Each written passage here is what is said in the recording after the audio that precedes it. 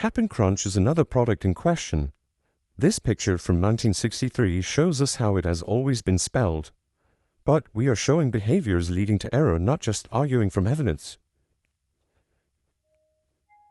The amazing thing in this case is the spelling Captain Crunch appears to have been a recognized, inevitable misspelling as predicted by Quaker Oats, perhaps realizing an innate mechanism that would most likely in some instances revert to such spelling.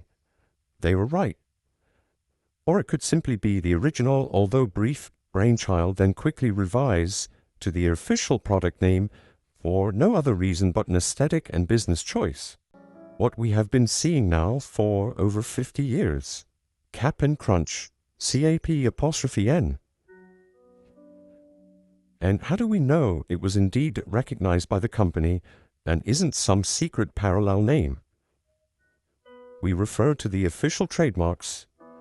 Here is the very first trademark in 1960 depicting product name C-A-P-T-A-I-N, Crunch.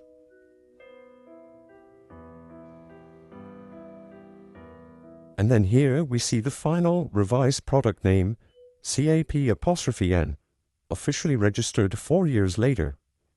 There are 39 total trademarks, all under the C-A-P'-N moniker. There is one stray Captain Crunch spelled with K's that had nothing to do with the cereal or Quaker Oats. There is an excellent statement to note in this updated trademark. It makes you grin as it ties it all together. If you notice, Quaker Oats made note that, used in another form March 10, 1960, as to Captain Crunch, C-A-P-T-A-I-N. It was never a secret metaphysical name change or conspiracy. The company in this case had enough foresight, or it was just a happy accident, that they have both names registered. And in fact, people have been exuding the predicted behavior, possibly predicted by Quaker Oats, that C-A-P-T-A-I-N would be a prevalent occurrence. The convention we have been talking about applies here. Because of the dynamic between interrupted incongruity and disrupted bias, the revealed error is the assumption that it was always C-A-P-T-A-I-N. Again, what leaves me in awe is how some Mandela effect believers conjure archives that happen to be simultaneous evidence, overlooking the implication. I'm absolutely floored by that. It should eliminate the plausibility of this so-called effect. So let's look at more simultaneous evidence of C-A-P'-N. In this video, we see how this individual, as with others, overlooks the implication of simultaneous evidence. They even acknowledge it but fail to understand its significance.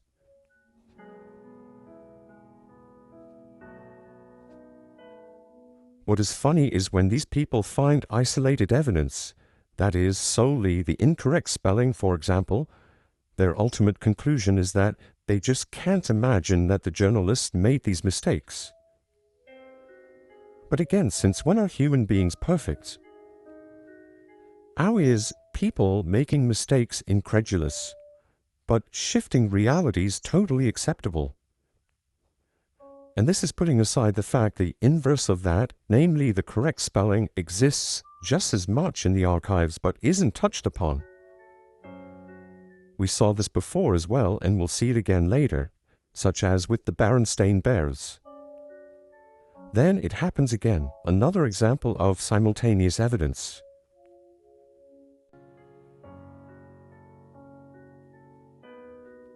He too asks why do they type the other products correctly but not Cap'n Crunch. It's circular to try and answer it with the outrageous premise of the Mandela effect. You are using the circumstance as your answer already. But from a practical perspective, as we said, some things in life are a certain way and some aren't. Certain mistakes are isolated, meaning they belong solely to that specific moment and individual. Others are shared mechanisms, reoccurring, and apply across the board of human brain processes. But they're still called errors, accidents, or mishaps. Just because they reoccur and on a grand scale doesn't take away from that fact. In a psychological context, one might find it interesting people collectively presenting the same error or behavior, but it's not unheard of and certainly not supernatural. Pervasive occurrence is not proof of the effect or a metaphysical event. It's proof an internal mechanistic error grapples with bias, incongruity, and perception, and is common. Cap and crunch, of course, holds our attention through incongruity, but the bias of some can't resolve it to such a manner of spelling. Salience lies in insisting that it was always capped in. Pronunciation and visual information play a very big role here. I don't think most people would pronounce it cap in when they actually say it or while they type or write it out. Of course, they pronounce it capped in, and in some cases, with certain people, they also write it that way without a conscious, differentiating thought. Remember, incongruity can only go so high before the brain discriminates against the thing in question or ignores it altogether. Think about incongruity again and think of this word, CAP''N. Its incongruity is unique. CAP''N, if you notice, presents visual and auditory incongruity. It loses all salience. How we deal with that is either through pronunciation or in how we write it. Either way, it very much leaves room for error in naturally saying or writing the actual word capped in, as bias builds the memory as the thing in and of itself. Again, we invoke memory of a bias of something more so than itself. Other little variables exacerbate bias, adding to mass recurrence of mistaken spelling captain. Maybe other products have influenced us as well, such as Captain Morgan.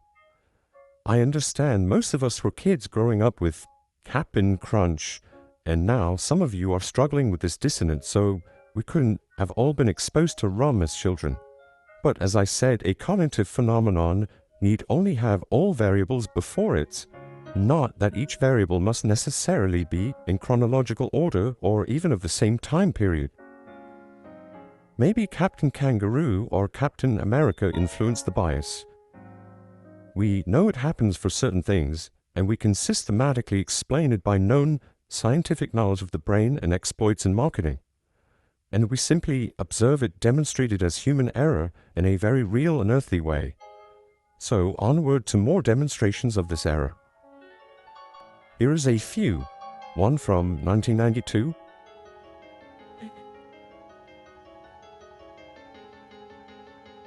another from 1971,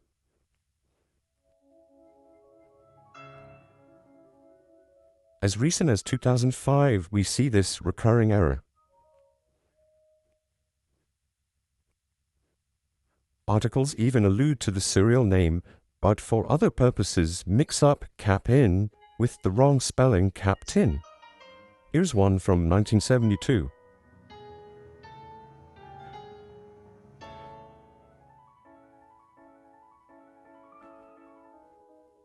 And from 1990, this paper makes the same consecutive error twice.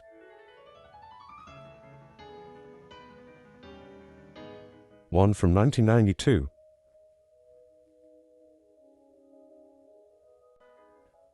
It seems no one is pardoned from this blunder. As well, no time period. Walmart even fouls it up in 2016. But considering all possibility, it could be yet again a conscious business choice.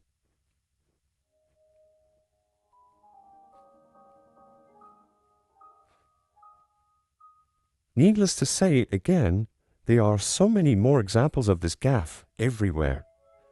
And in the question of isolated cap-in versus capped-in, in one archive alone there are hundreds of instances where capped-in is used only, and hundreds of instances showing only cap-in spelling all over the timeline without chronology. a historical picture of human oversight and blunder comes to the forefront.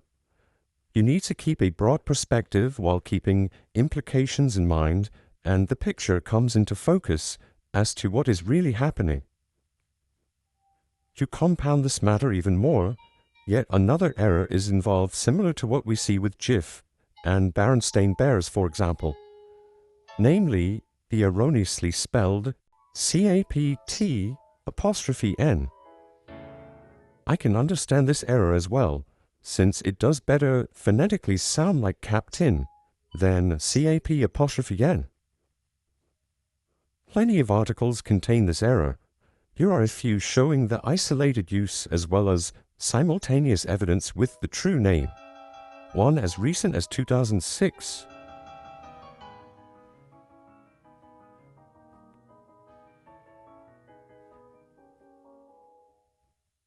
(1992).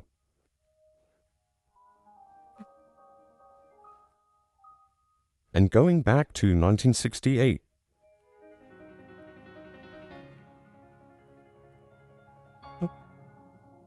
And another from 1981.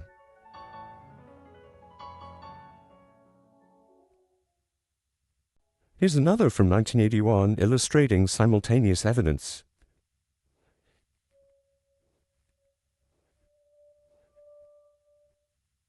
And this from 2008 is from a message board about 1980s serials.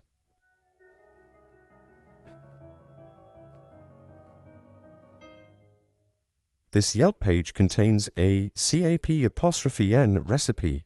On the same page, some say the correct name and others mistakenly say CAPT''N.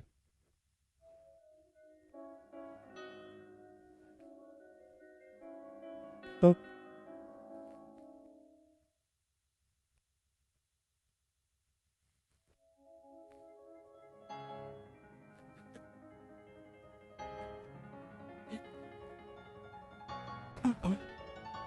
Hey.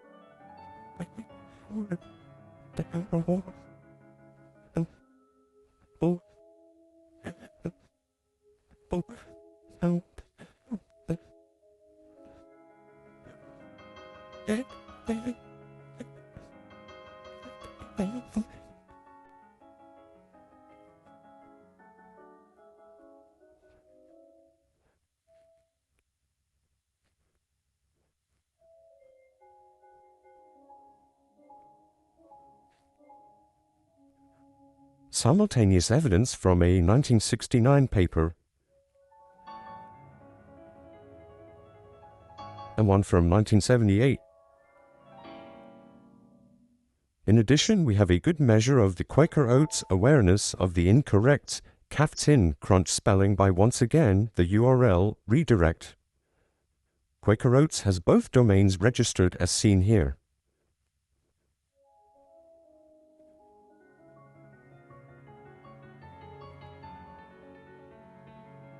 Both domains started official activity around 2000.